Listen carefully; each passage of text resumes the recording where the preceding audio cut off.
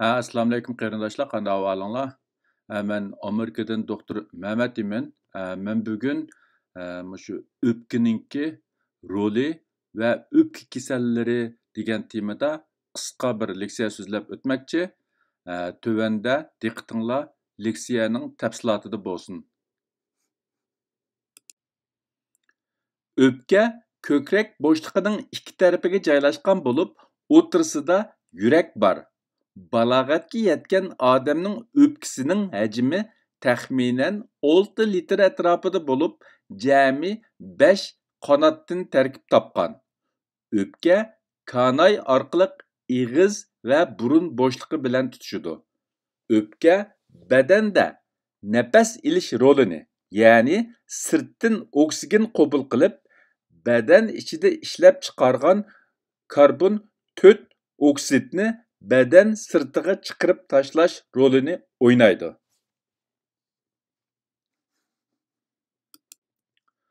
Undaqda o'pkaninki konkret xizmatlari yoki roli nimalardan iborat degan vaqtida birinchisi o'pka sirtdan oksigen qabul qilib, badan ichida ishlab chiqargan karbon 4 oksidni badan sirtiga chiqarib tashlaydi. Bu o'pkaninki asosliq roli. İkincisi, sirtdan ega bo'lgan oksigenni qon aylanish sistemasiga yetkazib, badanning har qaysi qismidan qon aylanish orqali o'pkaga yetib kelgan karbon 4 oksidni tozalaydi. Üçüncüsü, hava iqimi orqali ovoz chiqarishga yordam berdi. To'rtinchisi, balog'atga yetgan sog'lom odam normalda minutiga 12 qitim nafas oladigan bo'lib, har qitimda taxminan yarım litr havo almashtirdi. Ya'ni sirtdan yarım litr sop havoni qabul qilib, badan ichidagi qoldiq havodan yarım litrni sirtqa chiqarib tashlaydi. Beshinchisi, balog'atga yetgan sog'lom odamning o'pkasining umumiy sig'imi 6 litr atrofida bo'lib, kuchab nafas olganda bir qitimda 3 litr havo almashtira oladi. Oltinchisi, yoshning cho'ng'ishiga ergishib yoki o'pkada kasal bo'lganda havo almashtirish iqtidori cheklimiga uchraydi.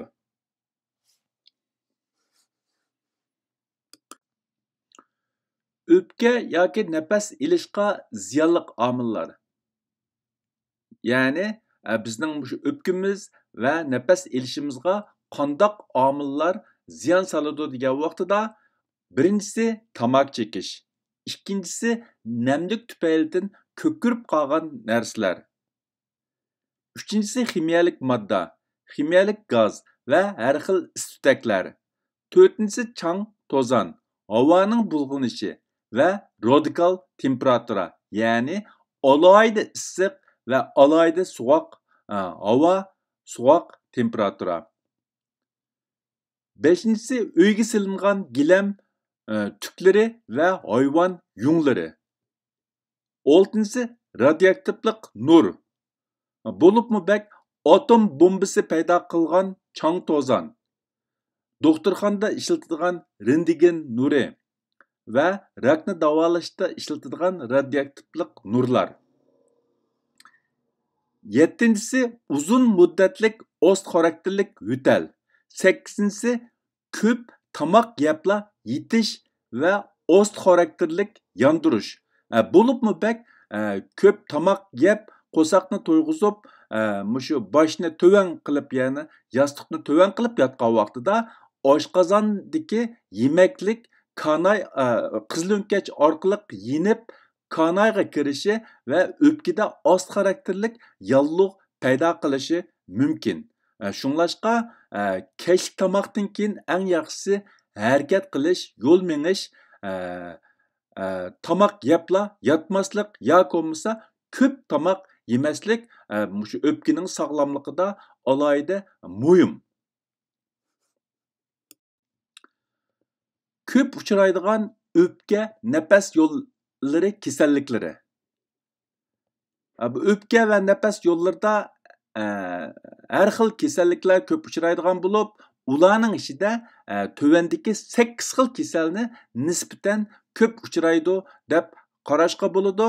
Ularning birinchisi ziqqa kasali, ikkinchisi o'pka tuberkuloz, üçüncüsü kana yallığı, dördüncüsü sozulma ve tosuluş karakterlik öpke kesellikleri, beşincisi öpke yallığı, altıncısı öpke raki, yettincisi öpke haltılık talalışış, sekizincisi öpke yukarı kan besimi.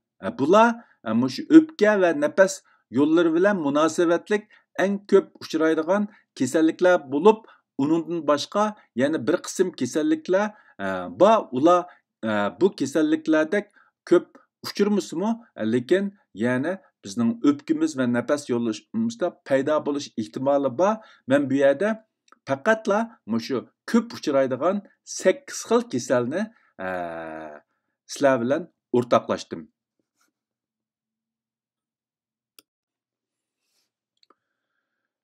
Öpke nefes yolları kasalliklarininki o'rtaq alomatlari nimalardan iborat degan vaqtida men yuqoridagi ko'p uchraydigan shu o'pka va nafas yo'li kasalliklarininki o'rtaq alomatlarini tövendeki 7 xil tarafga yakunlab chiqdim. Albatta konkret kasalliklarninki alomatlarida ba'zi farqlar bo'lishi mumkin. Shundaqdimi ko'p uchraydigan o'pka va nafas yo'li kasalliklarininki o'rtaq alomatlarini tövendeki 7 jihatda deb qarashqa bo'ladi. Birincisi nefes qilishish, nefes sıkılış. İkincisi yeterlik havaga erishalmagandek his qilish. Üçüncüsü oson yerib qilish, harakati cheklamaga uchrash yoki harakat qilish iqtidori tövellab ketish. Bu asosligi badan yeterlik oksigenga erishalmaganlikdan kelib chiqqan kasallik alomatlar hisoblanadi. To'rtinchisi ko'p yo'tilash yoki davomliq yo'tilash. Beşincisi ko'p balg'am kelish. Oltinchisi yo'talganda yoki balg'amda qon aralash kelish. Bo'libmi o'pka tuberkulozda va o'pka rakida bu xil qon aralash shu xalp kelish alomatlari bo'ladi. Yettinchisi nefes alganda yoki yo'talganda ko'krak og'rish yoki bearam bo'lish. Mana bular shu o'pka nefes yo'lidagi ko'p uchraydigan kasalliklarniki o'rtaq alomatlari.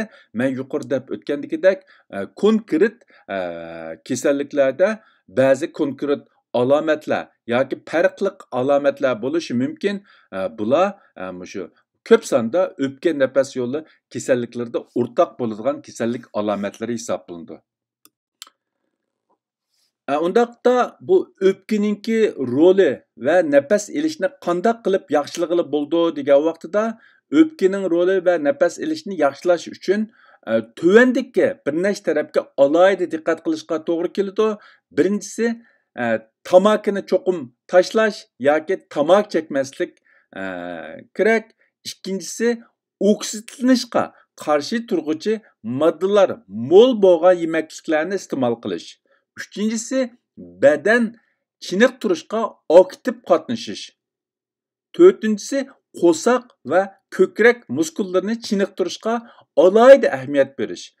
Chunki bizningki nafas elishimizda shu qo'saq va ko'krakdagi muskullar alohida rol o'ynaydigan bo'lg'achqa bu muskullarni maqsadlik holda çiniq turish orqali o'pkininki nafas elish iqtidorini yaxshilig'ili bo'ladi. Beşincisi nefes ilişni bulupmu öpkinin sig'imchanligini oshirishni mashq qilish. Bu sol tarafda rasmda ko'rsatilgandagidek shundoq bir uskuna orqali biz o'pkininki nefes ilish iqtidorini mashq qildira olamiz. Bular shu